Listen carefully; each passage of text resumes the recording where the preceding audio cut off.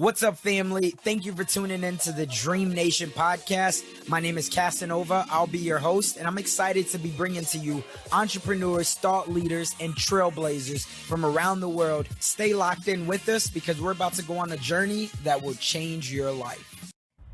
What's up, Dream Nation? We are back again, and today's episode, I'm excited to bring this one to you because today I'm going to learn, just like you, about financial independence. And I'm not just talking about on the money side, I'm talking about your conscious side, your spiritual side, and I have one of the experts on today that I'm sure is going to teach us all a lot. So without further ado, please help me in welcoming my sister, Miss Jamila Souffrant. Jamila, you want to go ahead and say what's up to DreamNation? What's up, DreamNation? I feel like there should be like a background of clapping right now, like woo! But thank you for that awesome They definitely should. No, and what's funny is so you being a fellow podcaster, I got a Road Podcaster Pro over here. I'm not that fancy. I'm not fancy like that. But I'll keep it 100. I've had it, like, me, good friends with Pat Flynn, and like I saw his video about it and he basically edified it, and I was like, oh man, I need one of them. So I got it. So I could press the button, but I don't even know if it will work because I've never tried it out in live setting. So I probably need to, but it is what it is. Next time I'm gonna work on that. Right? Yeah, but thank you for the awesome introduction. I'm super excited and honored to be speaking to DreamNation right now. Oh yeah, absolutely. And we're honored to have you. So the way that I always love to start off every episode is by making sure that I give the proper introduction. And the way that I do that is I compare us as entrepreneurs, thought leaders to superheroes. And why? Is because we're constantly flying around the world and we're putting on our cape and we're trying to solve some of the world's biggest problems. And I know that's what you've been doing in one of the world's biggest industries that has so many problems. We all struggle with this in some form of another, whether getting too much of it too fast or whether never having enough, and we come from a mindset of scarcity. And so my question to you is, we all know who the superwoman is, right? But what we don't know a lot of the time is who is that Lois Lane behind her, right? And so we all know, at least anybody who has been in the financial industry or heard of Journey to Launch, we know who the superwoman is. That's Jamila. But who is that Lois Lane that's behind her? Who is the other side? That's a great lead-in and question because, honestly, I am a regular smegular girl from Brooklyn. I was born in Jamaica, but I'm really like down to earth. I'm figuring it out as like everyone else. And I know some people, they look at me, they're like, you have it all together. Like, this mom life. I have 3 kids, pretty young too. They're 6, 4, and 2. So parents out there who have kids that age and, trying to do anything outside of just breathing, know how hard it is to juggle that. And so I'm figuring it out every day. And for me, my joys are really simple because my time is so constrained, right? So like I find like pleasure in just like being able to just have like quiet time in the morning. And so for me, like I'll just say I'm the simple girl. I do have big dreams. I've always had big dreams. And I think that's why I've been able to accomplish so much, because I dream big and I go big. That way, if I fail, like my landing point is still a really good spot. No, I love it, right? We all love dreamers on the show and people who can turn those dreams into a reality, but that means that you got to execute on it. So talk to me about when you first started, because now you have a podcast that teaches people financial independence, but where did this all come from you? When you first started, did you come from a lack of? Take us back to why you decided to make this your lane. Yeah. So for me, starting Journey to Launch was initially just to chronicle my own personal journey to financial independence. This is coming from someone who didn't know that financial independence existed. And I can get into like the definition of what it is if you want right now. But Yeah. so I've always had dreams of being like my own boss, not working for anyone, like being a millionaire, like I think most of us big dreamers when we're younger. Got into the working world and was like, how? Because, now there are bills to pay and there's life. And I've tried different things. So I tried, different businesses. I had my real estate license. So I thought I was going to sell houses. Didn't like that process of people not knowing what they wanted. I started a vending machine business. Didn't like that after a while. Started a magazine. So none of those things worked, but I thought those were going to be the things that would allow me to get freedom and become rich. And those are all kind of like in my 20s. And so I kind of gave up after that. I was like, I don't know what else to do. Like, how else am I going to become a millionaire and be all these things that I wanted to be? So, and I did have a good job, that I just thought, you know what, just stick with the job, just work like everyone else. Like, who are you, like, to really think that you could, like, buck the system and do something different when everyone around me was just following the status quo? So I kind of gave up on those dreams. And it wasn't until pregnant with my first son, in my early 30s, crazy commute. It was about an hour and a half one way driving. But then that day it took me like 3 hours to get home. And that moment, like, it just woke up something inside of me, because I was like, I can't do this. Like, I have to figure something out. Started Googling how to quit my job, how to retire early, all the things people typically like Google when they're maybe like upset or trying to get away from something, and found podcasts and blogs talking about this concept of financial independence, where people were saving and investing their regular, income, their money from their jobs. They weren't like millionaires at that moment, but they were investing as much income as they could into their retirement accounts, into different investment accounts, into real estate over time. And they were able to then quit their jobs because they built up this portfolio that they could live off of. So they didn't have to work again, financial independence. And I was amazed, because I was like, why didn't I know about this before? Because if I knew about this in my 20s, I would have been more strategic with how I saved and invested my income, from my job. Find out about it. And that's why I started Journey to Launch, because I started to hear all these stories of teachers and, people who had corporate careers, but, in 10, 15 years of saving and investing, were able to quit their jobs.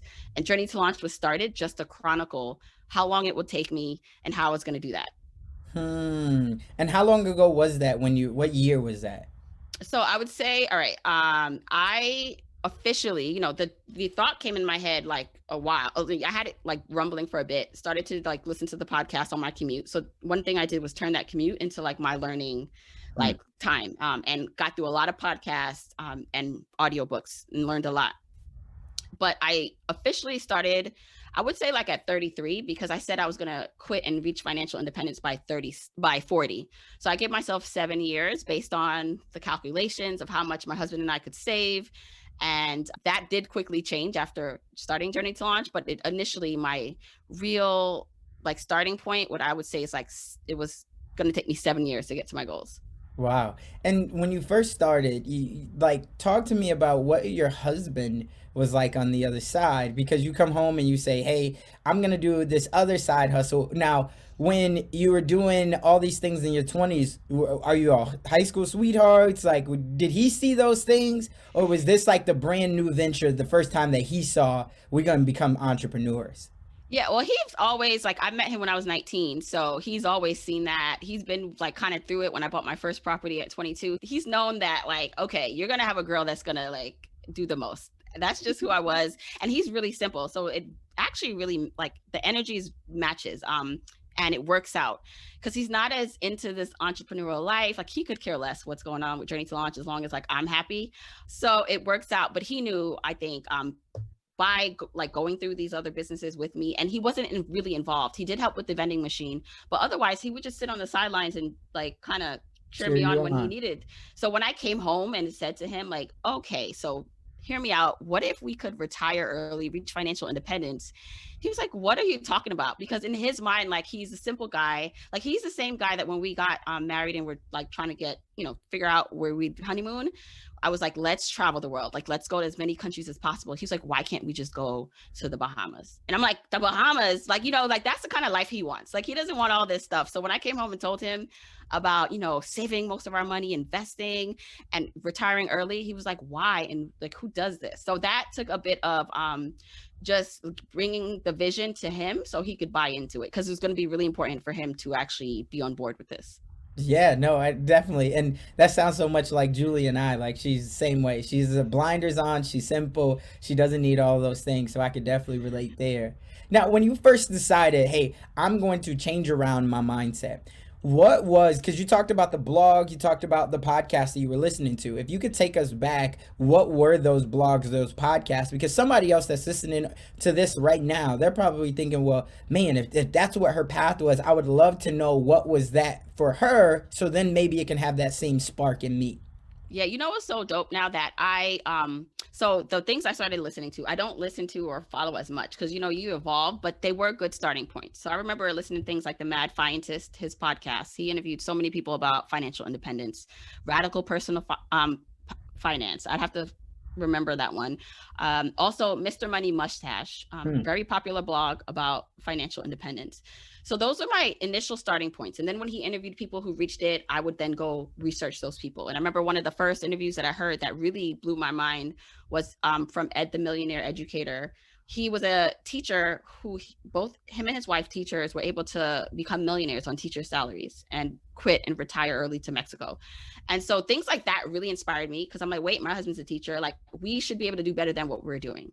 And now I was saying that what is dope is that people will now find me and say, like, I'm that starting point for them, right? On that journey, Right. just like I found them as starting point. So I think it evolves. And for me, Journey to Launch was that's why it evolved and more just like me sharing my own journey. It was like, how can I bring other people along with me so that I can help them? They can create their own path to financial independence. Yeah, no, dope. I appreciate you sharing the resources. And of course, that's why we have you on the show, is so people will find you and be able to look at what your story was and how they could correlate that with themselves.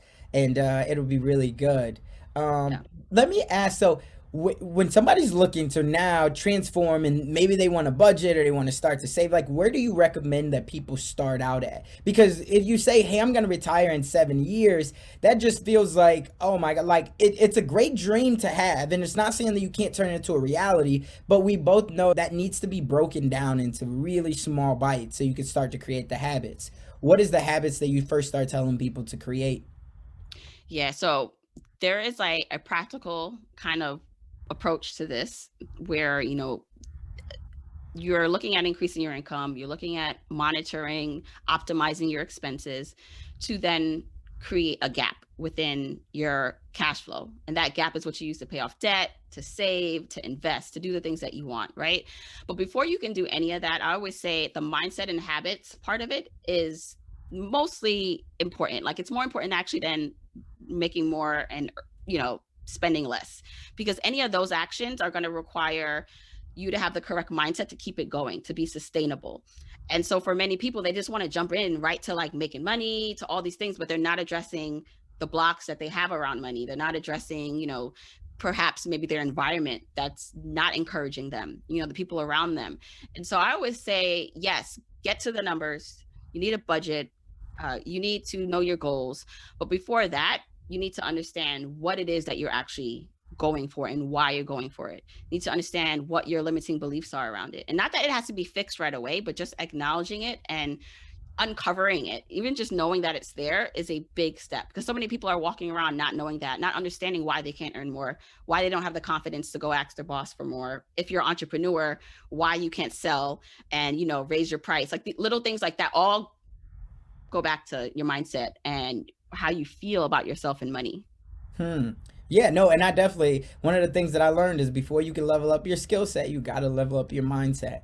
And so, yeah, I think that anybody who's listening to this right now, they're no stranger to that. But let's say that you're like, okay, I have acknowledged the root of the problem of where it comes in at, but yet I still now have $70,000 in credit card debt. I got $50,000 in student loan debt or $150,000 in student loan debt, and I just don't even know where to start. What is that practical tip that you would tell me on how I could get myself over the next 3 to 6 months to at least put this under control? Yeah, so you have to first really get an understanding of your starting point. So that way you can start to map out how you're going to get to your goals. So what I mean by starting point is, how much debt do you actually have? Like, not just like saying it, but I need you to like get out a piece of paper, get out that spreadsheet, write out your liabilities. Like, what are your liabilities? What's your assets? What's your income? Some people have inconsistent, or they don't even actually know how much they bring home on a regular basis. And then what are your expenses? So like these 4 points will allow you then to just get a touch point. Okay, where am I right now? And with that, you can begin to create a plan. So I talk about financial independence as a journey, hence Journey to Launch, because I understand that depending on your starting point, this can take a while. If you are lucky enough to have a decent income and it's really just an expense problem, like, you're not thinking about how you're spending, you're overspending on things you don't even want, it's going to be a little bit different for you. If you have a really like an income problem, like you literally are not earning enough, that's like a different story.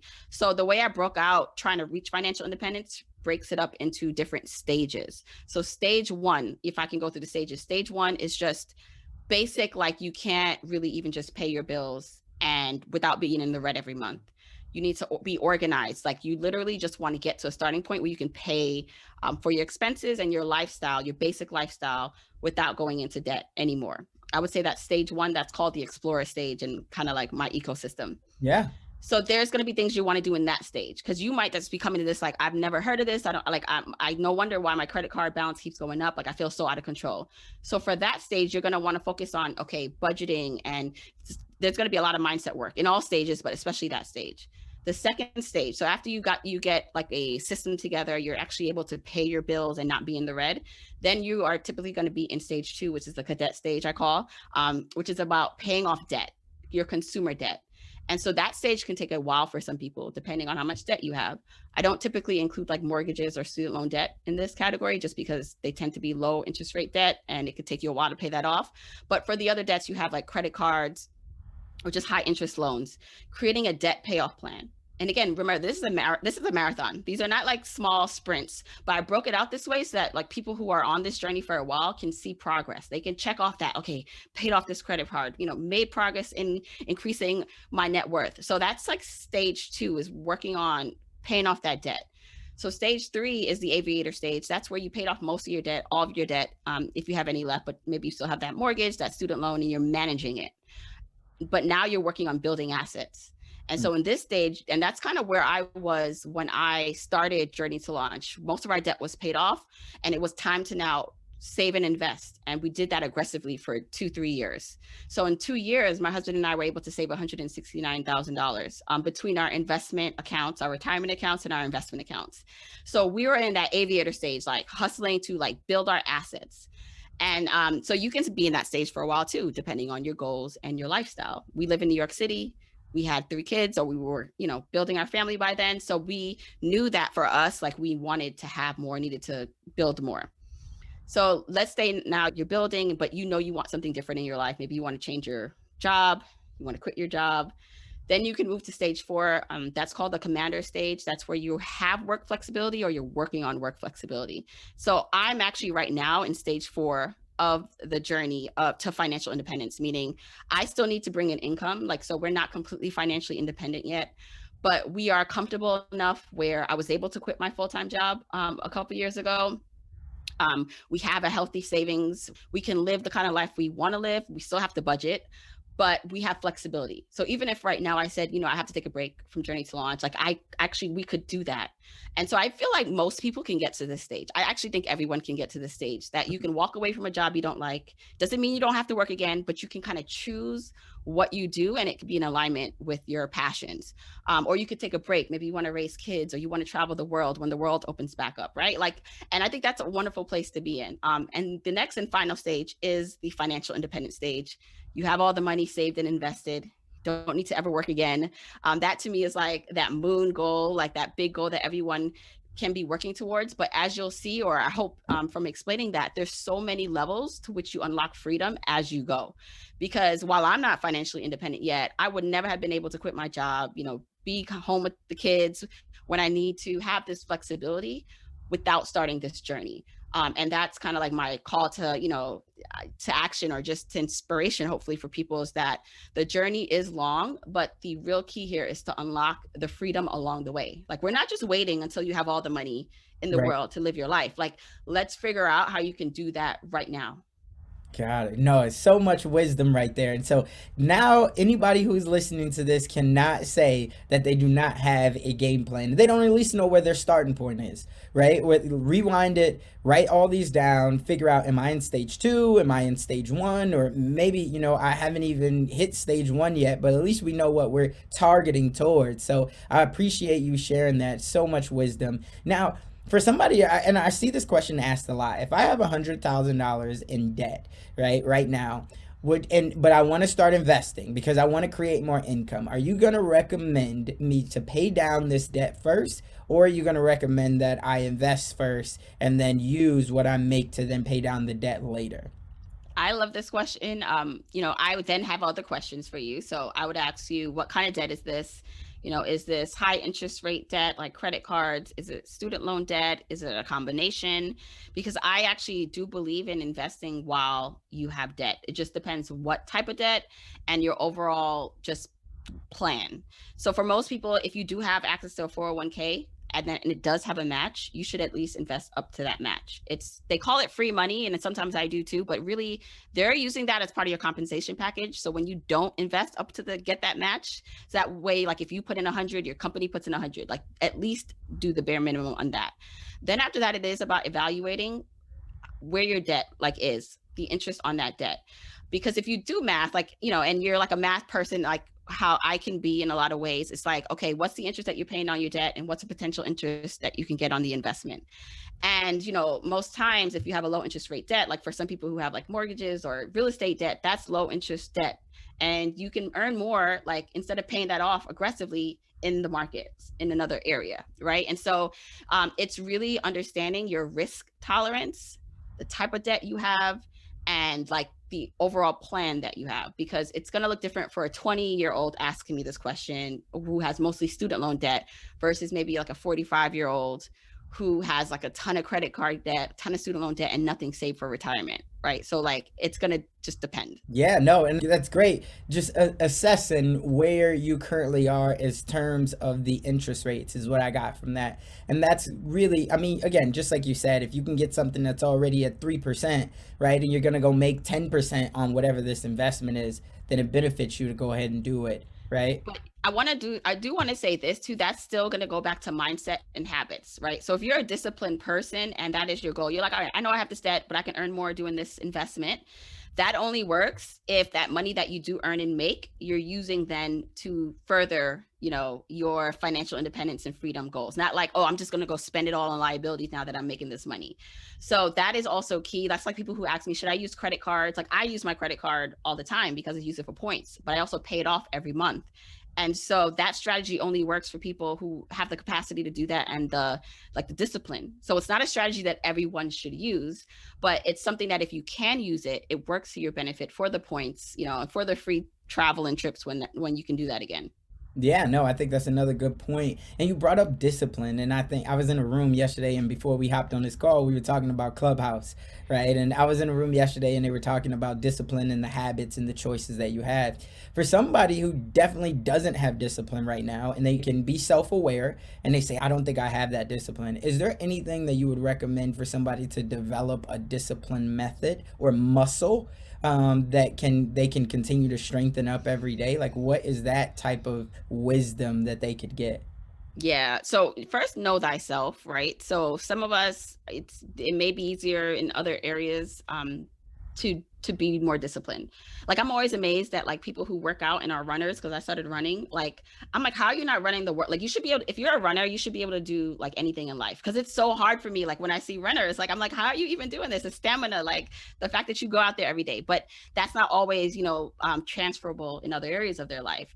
And so I look at that and I say, so if money is something that you've been struggling with, part of that too is like taking things off the table that you don't have to think about. So how can you automate certain things, right?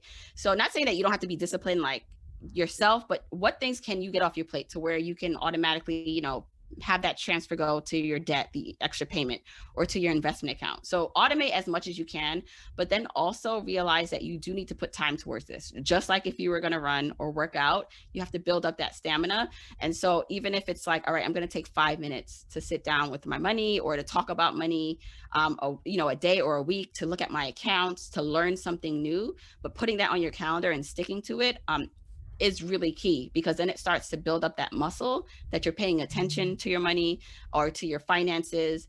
And then as you go, like you'll fall down a good rabbit hole, in terms of you'll start to build that muscle up and do more. But start as small as you need, whether it's 5 minutes, 10 minutes, but just stick to that and be honorable to yourself with those commitments.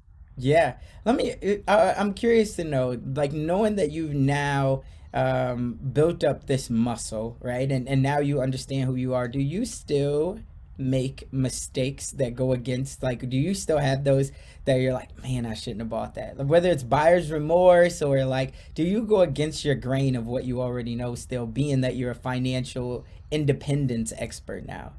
Of course. Like this is the thing too. Like I think the realest thing that we can like tell our audience, at least for me, is just like just our real truth about things. So while I call myself an expert, other people call me an expert, and I'm pretty good with money. Like I still have my own money hangups, my own limiting beliefs around money, and I still mess up on my budget. Like it's not like every time I go on my budget, I'm like click click click click goodbye. Like sometimes I'm like, wait, what happened here? Or like, I'm curious like to know now because you're talking so, and I'm sure somebody else is. Tell us in the yeah. last like 3 years, what's something that looking back on it, you're like, I still know I shouldn't have bought that.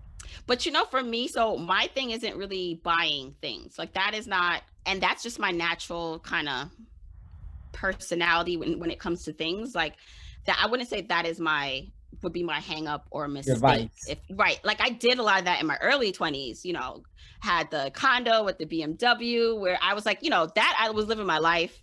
I don't know if I'll do that right now just because I have other priorities, but that's different. Nowadays, I'd say like maybe things that I think like, oh, you could have did that like differently, or you should do this better, is maybe checking in with my budget more, right? So like I say that budgeting is really for like a guidance system for you in order to spend. But also you have to like check in with it. And so I do budget, but sometimes I don't like check my budget. Like I do it once a month. And then when I go back and do it, like at the end of the month, it's taking me longer. I'm trying to remember what that expense was for, right? And so like that might take me longer to do versus if I sat down and did it, like I'm telling you, right, to do it every like day. But that's like, it's true. But for me, I can actually afford that mistake because we have such cushion. I wouldn't even call it mistake. I can afford to do that because we have so much cushion. I'm not at level 1. If I was at level 1 or 2, I'd be doing the budget every day. I'm at level 4 where we have some wiggle room. There's some cushion. So there's some things that I can afford to do maybe that someone can't. But yes, I still have my little hangups about money.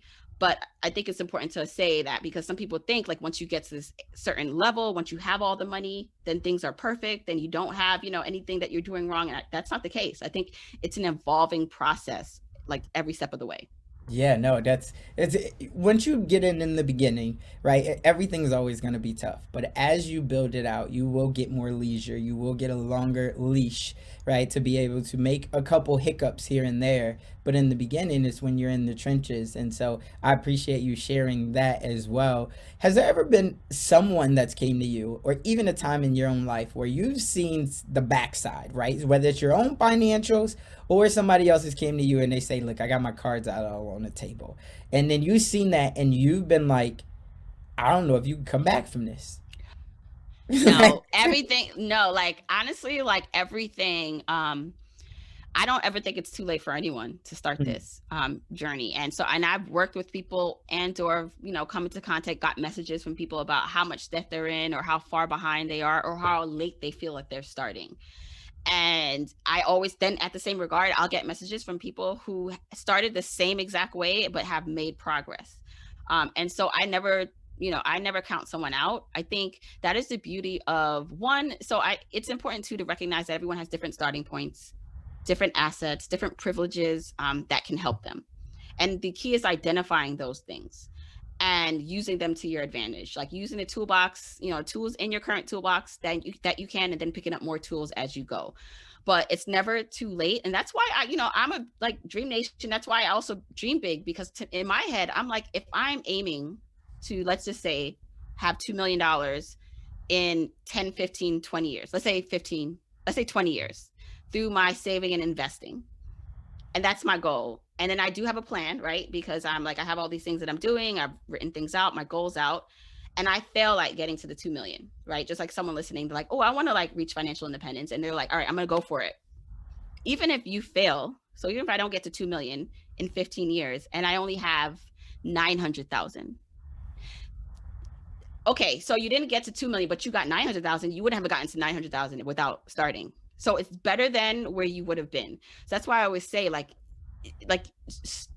dream big, create the plan to get to that point.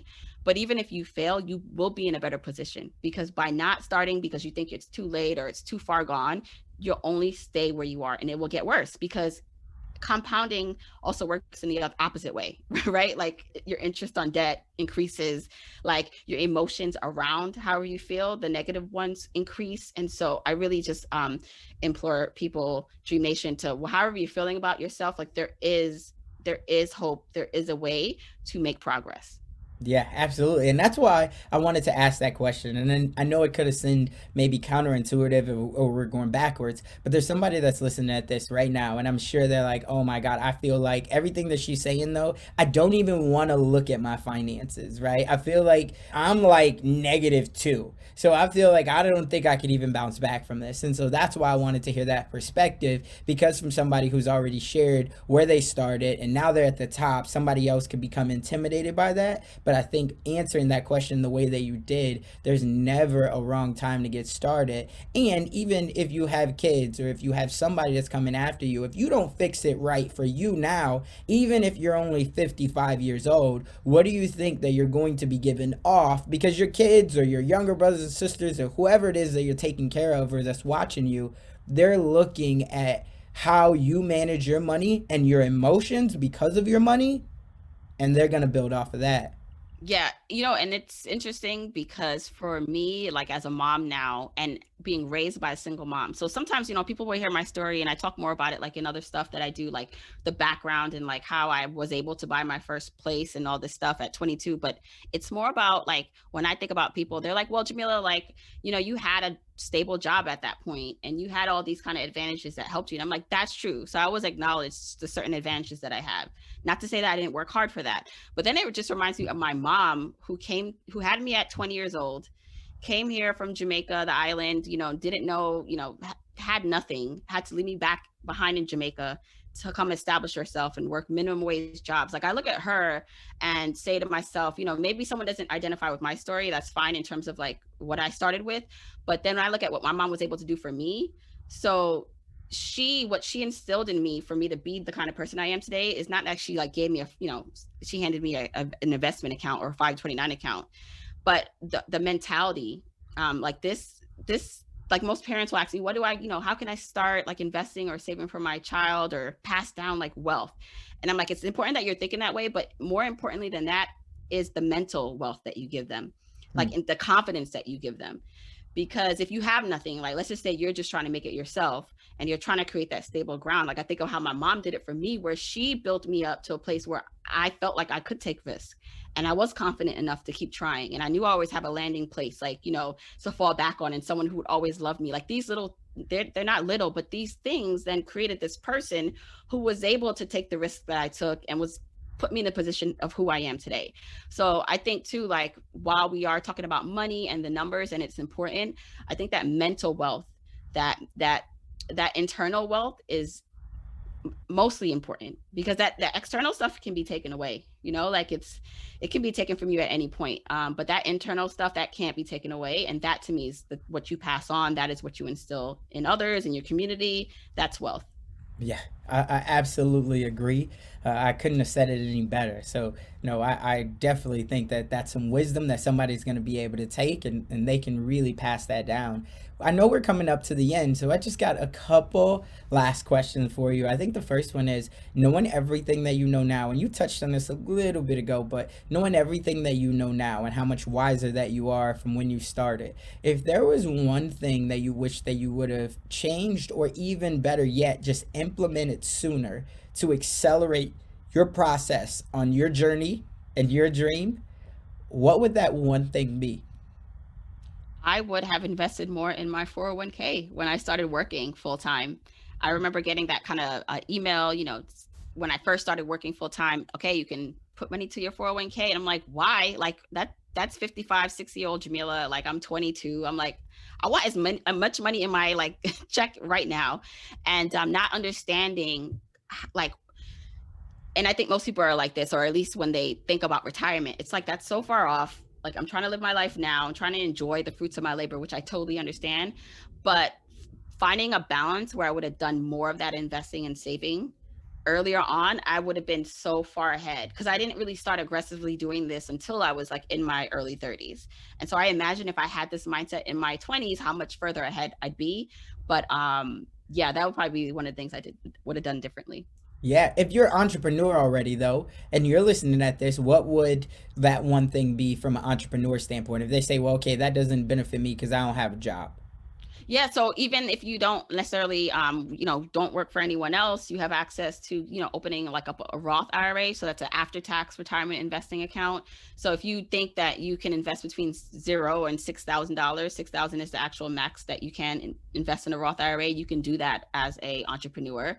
And then if you are beginning to make more money, then open up that solo 401k so that you can then also reduce your tax liability and put more money away pre-tax. So you can do that. I actually did that with Journey to Launch for the first time in 2020, opened up my solo 401k.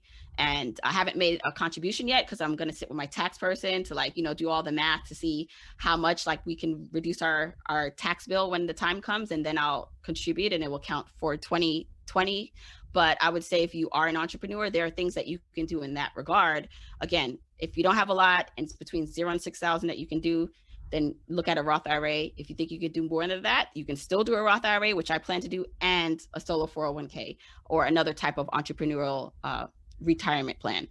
Yeah, there you have it. And also, if just what she said, don't let that slip by. Don't be afraid to contact an accountant, right? And make sure that you have a good one on your team because they're going to be the people that will really help you, especially if you don't know what you're doing and you could potentially get into trouble. Because as we all know, there's only two things that are guaranteed in life, right? Death and taxes.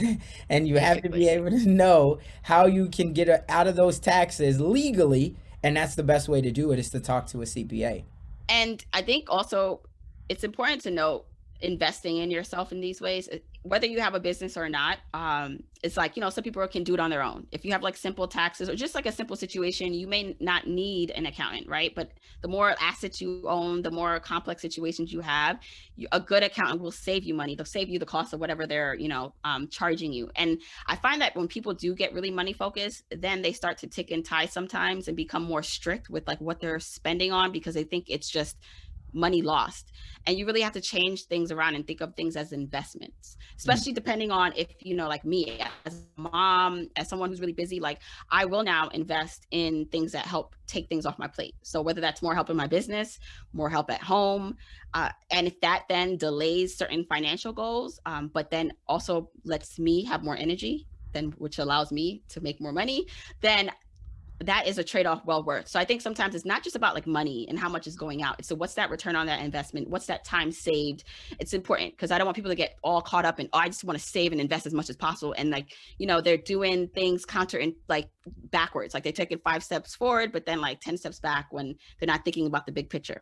Yeah, no, great advice. You definitely always have to be looking at the long term game and the big picture. The last question that I have is there's somebody out there, they've already gotten a wealth of knowledge and they're super inspired by you, just like I am, but they have that little thought in their head and that little voice, more importantly, and we've all had it, and it says that they're not strong enough, they're not smart enough, or maybe they just don't have enough resources. What's the one thing that you would leave that person with to get them to just take action? Mm. So the fact that you're listening to this, you're ahead of the game. There's so many people who don't know that podcasts like this exist, that things like financial independence exist. And I'm all about planting seeds. So maybe today, you're not going to pay off all the debt today. You're not going to do all these things that you want to do today, but planting that seed, I want you to know that it's possible. And not everyone again has maybe the starting point you've had. Maybe there's a lot going on in your life right now, but there's someone who started where you were, who you can relate to, that has done something, that has made a step forward. And so I say just understanding that the seed hopefully has been planted and will grow. Like a weed grows without water, will grow on its own anyway. So I think just tapping in and tuning into content like this, and then you have no choice eventually but to take action. And then the other last thing I'll say about that is, if you really believe you can't, well, you would have turned this off probably. You'd be like, what is she talking about? I don't want retiring, financial independence. That's not for me. You probably would have turned this off a little while ago. But if you're still listening, that means you think it's possible. You're intrigued. So follow those little nuggets, follow those crumbs, and you'll learn more. You'll uncover what you need to find. And because that's how I started. I didn't understand all of this, and I'm understanding more. I'm learning more as I go. So just start one step. You got it. One step at a time and follow your intuition, right? You're here, you're intrigued, follow it. For anybody who wants to stay connected with you, where can they find you at? Yeah, so you can find me if you're listening to this podcast, wherever you listen to this, Journey to Launch. So just search Journey to Launch. Make sure you're subscribed. Anyone who follows me or is on this journey to financial freedom and independence is now a journeyer. So hello, journeyer. Just that's the best way because I release episodes every Wednesday.